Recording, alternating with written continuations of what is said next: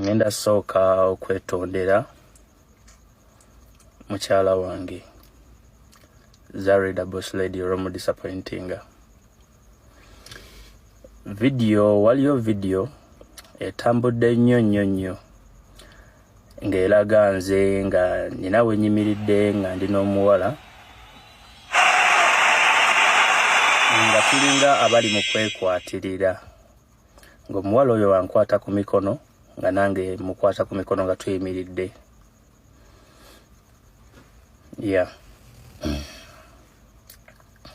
So video eyo ngenda tandika n'obagamba nti video eyo ya happening si ya recent, video ya sometime back, video ya mabegako naye nga ekikola kyena kitegeeza mbu ya mabega nga sili mbufumbo, nali mbufumbo already ne mukazi wange, nali nawasadda mukyala wange, nali naye video ya happening ira naye video eyo we happening ira nagenda mu kifo nga kiri public,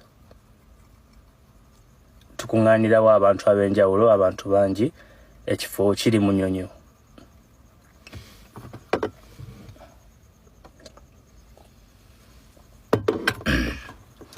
So nagenda mu kifo nensanga omuwala gwe nali manyi, nengenda mbuuze ku muntu gwe nali manyi, nenjogera n'omuntu gwe nali manyi, wabula omukisa ne gujja mu binti omuntu oyo nankwatako mu nkwata etasaanidde, mu nkwata eyesittaza, mu nkwata etali nnungi. Ng'omusajja omufumbo kyali kinkakatako okumwejjako oba obutarespondinga naye saakikola. Awo n'ensobya nembeera mukyamu era kyenakola kyali kikola kibi, oba tekitegeeza mbu nno nakiitinga ku mukazi wange oba nayenda ku mukazi wange. Omuwala gwe nali naye mu video eyo mumanyi bumanya nga wonomanya mukwano gw'omuntu omulala yenna oba nga wonomanya kyali omuntu yenna nobeera free naye. Nagenda okirealize amagezi gange nagenda okirealizinga nti ekintu kyendi mukola mu public singa kivaayo ne kispreadinga omuntu omulala nakiraba kikola kikyamu kyajja after nga already bamuwala amaze okunkwatako nga batukutte video.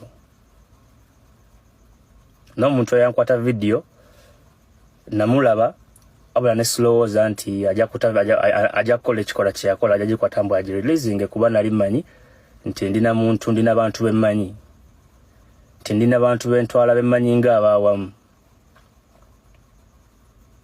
So omuwala oyo si girlfriend wange, si mukazi wange, tetulina nkolagana yonna mbu tudeetinga, wabula yankwata mu nkwata etasaanidde, nenkola ensobi nalina okuactingirawo nti mwejjeko, wabula na respond nasirika nagenda bugenzi mu maaso naku entertaininga kyagenda mu maaso, which is kyali kikyamu, wabula ng'omuntu nasobya, ndi muntu nanyiziza abantu bangi okutwaliza ddala mukyala wange, era nga kyetaagisa nze kujja mwetondere public. Naye ebiseera ebisinga ekintu nga kyapenize public oba olina okuvaayo okole public apology.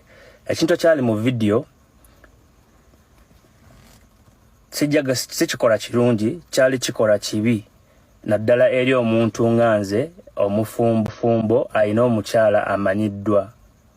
Wabula ng'omuntu nagenda okurealizinga mbu kyenkoze kikyamu mu in a public space. Nali seekwese mbu naye nakukutira, wabula nali mu kifo ekyalimu abantu nenyimirira njogere n'omuntu gwe mmanyi, wabula nga omanyi nti wabeerawo abantu ab'emitima emibi, oli n'akozesa advantage eyo nankwatira mu video.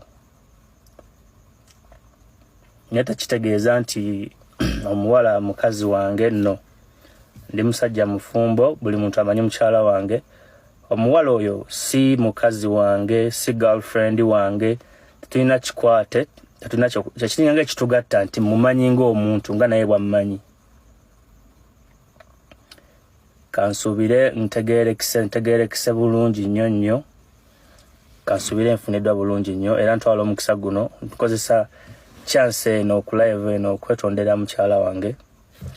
Netondera buli gwe nnumiza, buli alaba ekintu takisuubira kuva mu nze n'olumwa, nkoza chance niko ntwala omukisa guno okukwetondera wabula ndi muntu nange nkola mistake era mistake yagenda obeerawo natonna not singa mbu kyendi mukola it's a mistake kyenkola kibingo rede kimaze okubeerawo kasikyayinza kukiza mabega atenga n'omuntu omutima omubi naye amaze okukola ogugwe amaze okukwata video ye ginalowooza nti maybe tuli bawamu kiri maina wabula nga yagitegese nti in the future nja gikosa bwenti ne bwenti soka ndi musajja musiraamu ndi mu Ramadhan sinza kola kintu nga bwe kito muntu mu Ramadhan sinza kuddaawo sirire mukazi wange gwe nina omulungi mugateka abawala abalala wabula nina abamanyi in person buli muntu ajja wendi I'm a welcoming person mbadde nina omutima ogwekisa nti omuntu yena ajja weri I welcome you nkusanyukira nesikulaga attitude sina mbeera mbi wa munfuna bulungi simanyi so mu Luganda kyekyo ekya happeninga mu Luganda kyekyo ekyatuukawo so buli atambuza ebigambo ng'asinziira ku video I made a mistake ngendo realizing nti engeri gye nekwatamu n'omuwala eri inappropriate bajja nkutemu eri inappropriate ng'already aba kamera bamaze okukola ki bamaze okukwata ng'oli ayine awekigendererwa kye ng'amaze okukifuna yaso kyekyo kyatuukawo siri musajja mwenzi sendango ku mukyala wange omuwala oyo simukozesangako tankozesangako wabula mumanyi bumanya ng'abantu abawangalira ku kyalo ekimu ekifo wennali si wenyinza okukolera obwenzi nti nali ku beach I was in a public place and I wasn't saliwonzeka nti naliwo n'emikwano gyange abalala lwakuba lero lyewa kamera yafokasinga ye yalaba nti kino kyekigenda okutunda kyekijja okukuza kyekijja okunkolera abamawulire oba kano kekajja okusobola okuseeringa n'akapucaringa mwako wabula kyanyambyeko ne kibeera nawo nti kati kyandaze nti you have to be more careful n'ebantu b'obeeramu mubeeramu omuntu alinze any advantage agitekinge ayiseewo kyayagala okuyisaawo. Alright. Aruna kansibula chimala chenjoge. Kale bannange Richie tukusubiddwa nnyo muganda waffe katukusibule simanyoba taliwo. Tukusubiddwa nnyo bannange naye nga tujja kuza anytime from now even tomorrow we tuli wano tuli waka. I'm not married guys naye nga I'm not searching. Ndawa bali mukubuuza. Gwe oba maliza nze mazenji tadde. Tumalirize muganda wange. Banaye katubaddire. Nkyalina byo nina okumaliriza waggulu awo tulina akawaka akafuluma. Sure. Alright guys, have a good night. Shaki bitawali kye mutamanyi. Sajja omubeererawo n'omukolera buli kimu n'akeera ku makya n'akulaga amazi. Kasa tulaze mukazi waffe omupya oba mukyala waffe omupya naye bwe mulaba nga mbaleetedde mulamu wammwe omulala. Mubyogera mpola. Temunnenya. Esawa za kusiibulukuka South Africa kansooke nsiibulukuke. Someddwa eno ne ssenyiga nnemeddeko bannayi ku nsi kuno yekikikyo.